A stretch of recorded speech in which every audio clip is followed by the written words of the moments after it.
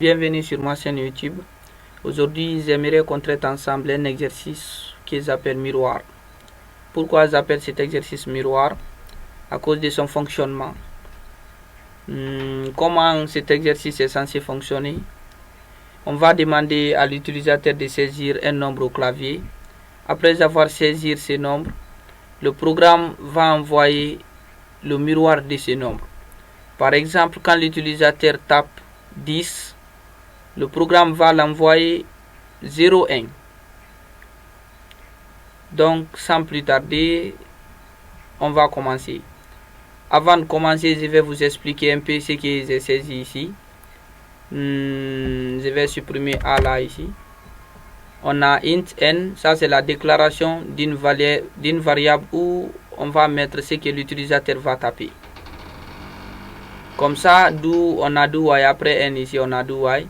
Do y, quel est son rôle ici? Son rôle c'est d'empêcher l'utilisateur de saisir des valeurs négatives.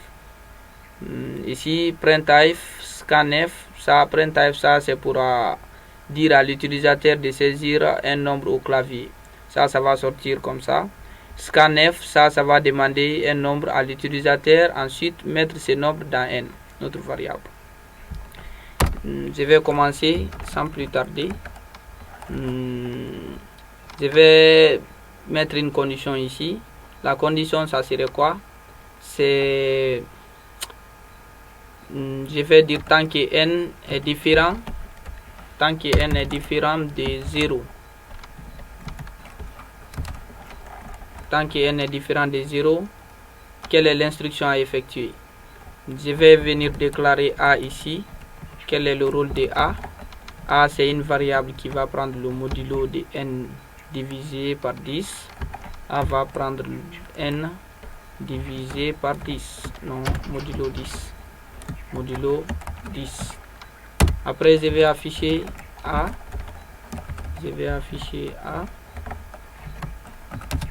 Après, je vais faire la division. Je mets dans n. N divisé par 10. N divisé par 10. Attendez, je vais vous expliquer un peu comment ici va fonctionner. Ici, j'ai dit tant que n est différent de 0. On prend A, c'est que A va prendre n modulo 10. N modulo 10, ici, qu'est-ce qui va se passer? Par exemple, quand l'utilisateur tape 10, on va diviser 10 par 10. Le reste, on met dans A. Ici, on affiche A. Après, on fait la division. Le résultat, on met dans n. On va essayer de simuler quand l'utilisateur tape 10. 10, n égale à 10, on sait que 10 est différent de 0. 10 divisé par 10, le reste, c'est 0. Ici, on met 0 dans A, après on affiche 0. On divise 10 divisé par 10. Le résultat, c'est 1. On met 1 dans n. On recommence l'itération. On sait que 1 est différent de 10. On vient 1 divisé par 10. Le reste, c'est 1. On met 1 dans A. Printf, on affiche 1. On fait la division. On fait 1 divisé par 10. Le résultat, on sait que c'est 0. On met 0 dans n. Arrivé ici, on va vérifier. Est-ce que 0 est différent de 0? Non, 0 est égal à 0. Donc, ici c'est terminé. Ça va trouver notre programme à afficher 0 et 1 quand l'utilisateur tape 10. Attendez, comme on a une idée ici, on va essayer de compiler, voir ce que ça donne. Je vais essayer de précompiler d'abord. On voit ici, on a 0 erreur, 0 avertissement, 0 minutes. Directement, je vais compiler. On me demande de saisir un nombre au clavier. Par exemple, je commence par saisir 10. Moins 10 du moins. On me demande à nouveau de saisir un nombre au clavier. C'est que je fais rentrer un nombre négatif. Ça va pas donner. Pourquoi? Notre do while est là pour ça.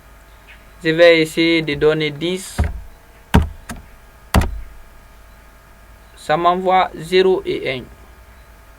C'est la réponse qui est en bas comme ça, 0 et 1. Dans un prochain exercice, je vais essayer de vous expliquer. Par exemple, on a tapé 10. 10 est là, 0 et 1 est là. On va nettoyer en haut ici pour pouvoir voir 0 et 1 seulement. Je vous remercie. Je vous prie de vous abonner à ma chaîne. À la prochaine.